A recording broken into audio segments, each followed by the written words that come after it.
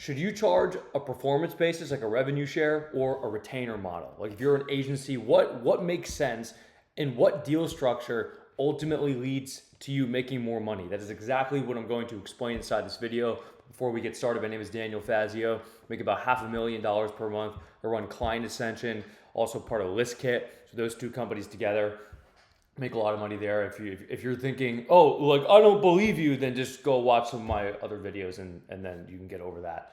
So now the way I want to start this is the ultimate goal of this is for you to make the maximum amount of money in as little time as possible. So it's always a debate. Like, should I do a revenue share with the client at a performance basis, or should I just do a retainer? Like, which of these ultimately leads to you making more money? Now, the way I'd like to introduce this concept to you and my thought process on it is by explaining a story that just happened on one of my client-centered coaching calls on Wednesday, 2 days ago, from the filming of this. And my student was presented a deal structure from a commercial mortgage broker. Right. So here's how it worked. He runs a lead gen agency, my student. The commercial mortgage broker wants to work with him. The mortgage broker, however, has been burned by lead gen agencies before, so he doesn't want to pay anything up front or have a retainer because he doesn't want to lose his money, right? So what the mortgage broker proposed was a 10% revenue share on the deals he closes. Now, this is a commercial, so it's typically very large loans. So it's like he'll make like $50,000 to $70,000 per loan. So a 10% revenue share on that would be $5,000 to $7,000, right? Now, before I explain what I think about this deal, I want you personally just go over that. Like, would you take this deal? The context here is that he's a cold email lead gen agency, so he has to buy domains, buy leads, and then try to get a 10% on these deals closed. And keep in mind, these deals might take like 4 or 5, 6 months to close, right? Would you do this deal? Now, I'm going to first explain my justification, and then I'm going to give you my answer. So here are my thoughts on it, right? So the mortgage broker wants zero upfront risk. That's what he's saying. He's like, I don't even want to pay $1,000 because I've been burned before by somebody else. Zero upfront risk, right? Also, another note is that lead generation costs money and time. So the mortgage broker wants to have my student pay the money, whether it's ads or email accounts or leads. My student needs to pay his money and do it with his time, right? So therefore, this mortgage broker wants my student to pay to get 10% of the deal. So in other words, Mr. Mortgage Broker over here wants a 90% cut for doing fucking nothing, right? You're going to fill out some paperwork and a bunch of stupid bullshit like that. But it's fucking easy. It's not valuable. So this is a fucking terrible deal. So what I told my student to say was basically verbatim is what you're asking is for me to take all of the risk in both terms of money and time to manage a marketing and lead generation system for you. In other words, you take zero risk and I take all of the risk. If you want to take zero risk, then I want half the deal. Not 10%, 50%, right? You're going to make $50,000. I want $25,000. That's how this is going to work if you want zero upfront risk. So, this is important to understand, especially if you are more so a beginner in business, right? Because one premise that you should always operate upon is if there is going to be a performance deal, never go negative. Whether you're doing ads or like you're a lead gen agency, you need to buy email accounts and leads, don't go negative for a client. That is completely fucking stupid. Don't do that, right? Don't go spend $1,000 to try and get a revenue share from this client because you don't control the product. You don't control the sales team. That is a massive mistake if you're a beginner. Now, if you're young, what happens is a lot of older dudes, they'll try to like fucking bully you. It's because they're dickheads. Like this is just a thing. Most people running a company are stupid, lazy, entitled, and have zero responsibility. So like now this whole situation of my client I've explained to you now you can see this from a different light. Like if you're a beginner, you'd be like, oh yeah, like I should probably just take it. But now that I explain it to you, like this guy's a complete fucking douchebag. Like, oh, you want to pay fucking $0, do zero work, and only pay a 10% clip on the like. So this is the differentiation that you need to understand. So like a lot of people think running a company is like the work of the deliverable of the company, right? That's not how this fucking works. 80% of the work of running a company is finding customers for the fucking product. That's what running a company is. That's also why. Have you ever seen these movies where like it depicts a sales team, like it's a bunch of bros and they're like on yachts and shit, and then it's like all like the back end IT dudes are sitting in an office and a little fucking slouch neck and they're just like losers and shit. Why is that? Like why are the salespeople and like the marketers and shit, why are they paid so much money? And the answer is because it's the most fucking important part of the entire business. So this guy is sitting here like, oh, I'll give you 10%. It's like, no, motherfucker, give me like 80. Like you're not doing fucking shit. In fact, there is no reason for my student here to even work with this guy at all if it's 10%, because he could just go get his mortgage origination license in like fucking 30 hours. It is not hard. Now, there might be someone who does mortgages who just heard me say that and be like, oh, yes, it is. First of all, motherfucker, no, it isn't, because I got a fucking license to be a mortgage originator in Florida. I passed the test in 2019. It's fucking easy. Just like that. Like fucking, you could just go get the license your fucking self. Just eliminate, the guy is a broker, but he could just go to another broker and get like a fucking 80% clip. It just get rid of this fucking guy. This guy's an entitled fucking prick, right? So you need to be able to recognize this stuff. But now this hasn't answered the question for you yet. Should you do performance deals or a retainer? What makes more sense for you to make more money, right? So there are two sides to this equation, right? The first side of the equation is identifying a good business to be worth the performance deal in the first place. Because you don't want a performance deal with a shitty company. You only want a performance deal with a company that's actually capable of doing performance. Like they actually fucking perform and make money. Because most businesses, despite what you might be under the impression of, most businesses make no fucking money. So, number two, the second half of the equation is, are you magnificent enough to attract and convert a business that's worth doing performance for, right? So, first side of the equation is, where do you find a good business? And what does a good business to do performance for look like? And then two, are you worthy and world-class enough to even get them to convert on a performance deal in the first place? Right? Where do you find them? Will they convert? Right? So here's a quick delineation of how do you identify a business worth doing performance for? Right? So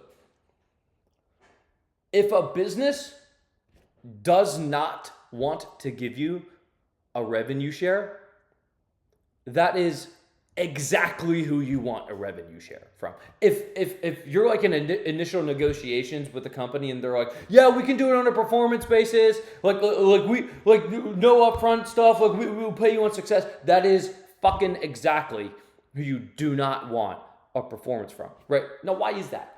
It's because winners are very confident that they will continue to win, right?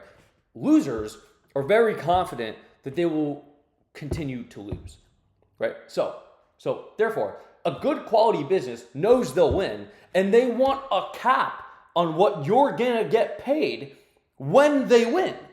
Therefore, they don't want to give you a revenue share because they know whatever the fuck they do is gonna work, right?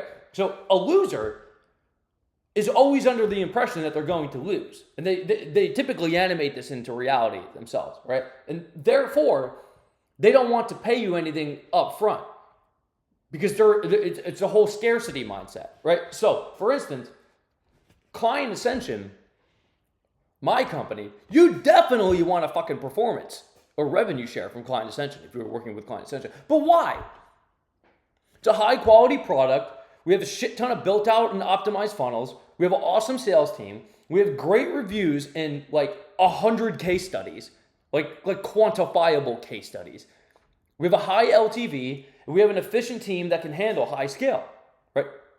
And we can build shit fast. There's like a lot of resources to maneuver around fuckery, right? So, therefore, I never want to pay a revenue share fucking ever because anything I do with any service provider, I'm fairly confident is going to work just because of the entire fucking nature of the business. Like I could have a dog shit service provider and then like I can just fix it myself with my team if what they're doing I see is retarded. You see what I mean? Like that's how this works. I don't want to give a revenue share because it's always going to work. So I want to cap what I have to pay you on the upside, right? So because of that, Client Ascension is the kind of company exactly that you'd want a revenue share from. So now, but some people do get revenue shares. Well, how do you pull this off? I would pay a revenue share only in the event that the person asking for the revenue share is completely and indisputably fucking world class at what they do. And particularly their authority level is higher than mine. So I have some level of authority. Like I've made X amount of money. I have X amount of fucking clout on the internet. X amount of people who know, like, and trust me. Maybe you're one of them. So that it's a literal like status hierarchy of everybody on the fucking planet, right? So I exist at some level, right? Now, if you were to take someone like Alex Hormozy, like that motherfucker's up here.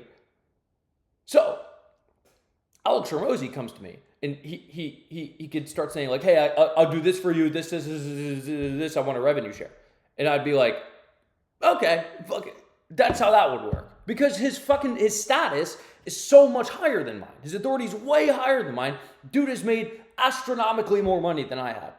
Fucking therefore, I'm fairly confident that I could get up to that level, right? But if just some fucking random video editor agency fucker, I'm gonna be, bro, I'm not giving you a revenue share. Like, grow the fuck up. Like, why the fuck would I do that, right? So, therefore, if you want to be able to find a business that is worth doing revenue share for, and you want to be able to get them to actually agree to paying you a revenue share, the only thing you have to do, there are only two things you can do. One, become world class at the thing you're doing. Like if you build funnels and low ticket funnels or some bullshit like that, you fucking better become one of the best on the absolute planet doing that. Two is build your authority. And authority is derived from case studies and content and how many followers you have. That's how that works, right? So caveat here. So for you to understand, again, trying to go back to the question, should you do revenue share or should you do retainers, right? So here's the thing. The Pareto principle applies to clients as well. So for instance, 20% of your clients will make 80% of the money. 20% of your clients will have 80% of the success with you as a service, right? 80% of your clients will have poor performance. 80% of your clients run shitty businesses. So, if you're charging performance basis, revenue share, 20% of your clients will make you 80% of the money. And what your job then becomes is identifying the 80% of the shitty businesses and either one, not working with them in the first place, or two, firing them, right? The problem with this is it makes your cash flow extremely variable, right? So I'm going to get into this in a second, and I'm going to give you like a timeline of how this elapses, right? So this Pareto principle is the reason why you will find that typically for every 10 clients you sign, you're going to get about 2 case studies. Why? Because 8 of them were piece of shit businesses in the first place that are impossible to get results for, right? And because you were a beginner and you have no authority, you had no choice but to sign them, and you probably didn't even know if they were a shitty business in the first place. So therefore, just by raw statistics, fucking 8 out of 10 of them are just complete dog shit. They were never possible to get results for at all, ever. Therefore, if you want one case study, you need to sign 5 clients. So this is the problem with a lot of people. They'll go get like 1 or 2 or 3 clients or some shit, and they'll be like, yeah, bro, like I'm going to stop. I'm focusing on getting client results. I'm stopping my lead gen. And it's like, dude, there's a high probability that none of them get results because they just fucking suck. Like, at all. Like, it doesn't even matter what your skill level is. Like, they just fucking suck. It's impossible to get them results ever. Go sprint to 10 clients. Get fucking 10. Because you're only going to get 2 case studies when you have 10 clients. It's the only way. So, again, as I said earlier, most businesses suck. The owners, they're not fair. They're entitled. And they're terrible at running a company and making money. Some people are just, it's hard to see this until you've built something like relatively large, that most people running these companies, they are in fact completely fucking retarded, right? And when you see it, you won't be able to unsee it, right? So again, here's some notes. In general, I recommend against doing revenue share deals unless you are world-class at what you do. This is important because I have another caveat to this, right? So my justification, because there's an 80% probability the business sucks and the revenue share will almost always be 0 because there is no revenue, right? The 20% of businesses you actually want a revenue share from won't give it to you. And that's assuming your authority is high enough to even get them on the phone in the first place. Quick note, getting somebody on the phone is more difficult than getting them to pay you money when they're already on the phone. Like it's harder to get somebody to talk to you than it is to get them to give you money once they're already talking to you, right? So, right. Yeah. So, timeline. Like this is very important to understand. Your first 10 to 15 clients are probably going to be on a performance basis because that's all you can get. When you don't have case studies, you have to minimize upfront risk to a client. And what that therefore entails is performance basis. Now, it doesn't always have to be revenue share. It can be performance basis on leads generated or calls booked or some shit. Like you can go up a dimension. Look, so if you were to imagine like a literal vertical timeline, it's like, say you were a content agency, it goes, I make videos for people. Well, what is the purpose of videos? It's to get views. What's the purpose of views? To get followers. What's the purpose of followers? It's to get leads. What's the purpose of leads? It's to get calls. What's the purpose of calls? It's to get revenue, right? Therefore, you can just go up a dimension. You can do performance based on either fucking calls, leads, followers, or content, and you can do any one of them, right? You can make your income based off of those, like how much of that you get for the client. So now, your first 10 to 15, you will have no choice but to do performance, and therefore also have no choice but to work with the shitty businesses. It's just reality. Like you're gonna have idiot clients. You're gonna sign shitty businesses as clients. There's no way to get around this, right? So after acquiring authority, and when I say authority, I mean you have quantifiable case studies and you've been building content online giving value and being useful to the world, right? You can start switching up to upfront payments and a retainer, possibly with a slight performance incentive. Now, way down the line, like so that first 10 to 15 clients, that might be like a year. Some of you psychopaths can make it like in 3 months. Like this shit happens all the time, but some of you, it could be like 3 months, it could be a year. It just depends how fucking psychotic you are, right? So then, where you're doing like the upfront payments and slight performance, you should probably get to like 100K, 200K a month doing that, right? And then you might find that you just like doing that. You systematize the fuck out of it, and you just want to do that, right? Like if something's working, you don't have to fucking change it. Like you just don't, right? Now, if you don't like working with a shit ton of clients, and you are in fact completely and utterly fucking world class at what you do, and if you're world class, there are very few humans on the planet who can do what you do. You are aware of this. Other people tell you this. You get fucking insane results. Then you should switch back to working with a low amount of clients and getting huge performance deals on this, right? Like 10% rev share, 15, 20% rev share. But this only works if you're working with world-class businesses, and world-class businesses only work with world-class people. So if you see someone selling you some offer online where it's like, stop charging a retainer, or stop doing this, you can get paid you can sign $60,000 contracts with clients. It's like, you, Jimmy, Mr. fucking new agency owner, you can't, because you're not world class. Like you're not good at what you do. Like,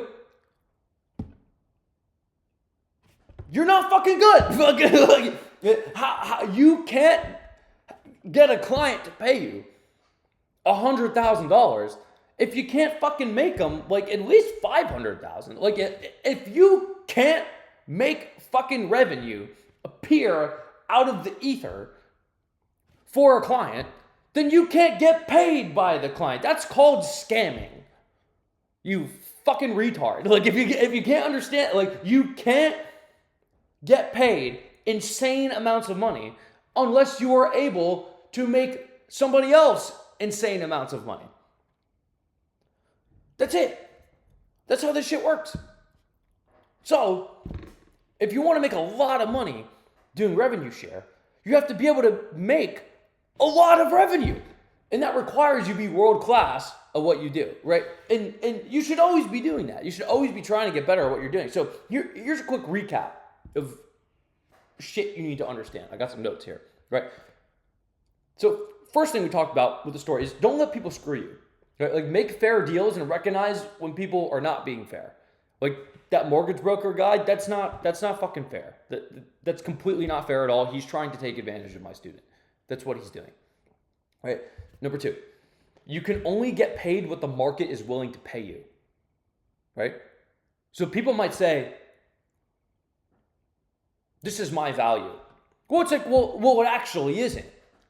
Because your value is exclusively what somebody's willing to pay you. So I always find this interesting. Some people might be like, yeah, I charge $3,000 an hour for a consult call. It's like, bro, no, you don't, because no one pays you $3,000 an hour. Like, you will have the price listed as $3,000 an hour, but the market's not paying you that. Like it just, like the checkout page just fucking sits there. No one's ever bought it ever. No one ever will. Therefore, it's not fucking worth $3,000 because no one will pay $3,000 for it. Like that's what this is, right? So the market pays you in direct proportion to your authority level, right? So an authority is derived from case studies and how much content you have online, right? Okay, so number 3, you do performance in the beginning because that's all you can get, right? Number 4, you do performance in the end because only in the end is a business worth doing performance for willing to pay you performance. You see what I mean? All right, a couple things. One, subscribe to the channel if you enjoyed this video. Leave a comment if you have a question. Two, go in the link in the description. I have two things there. First is Internet Money. That is a low-priced group. There's 7 courses in there. It shows you how to learn an offer, how to fulfill for clients, how to get clients. It's for if you're a beginner. It's help you make your first $1,000 online. 2 is Client Ascension. That is a private group. You have hundreds of agency owners. That is to help you get from like 10K to 50K a month. Some psychopaths hit 100K a month. I'm not promising you hit that much, but you can talk to me directly in there or work with me directly inside there. It's pretty cool. It's pretty fun. Private group. Yeah, it's awesome. That's it. Subscribe and maybe go watch this video. I love you.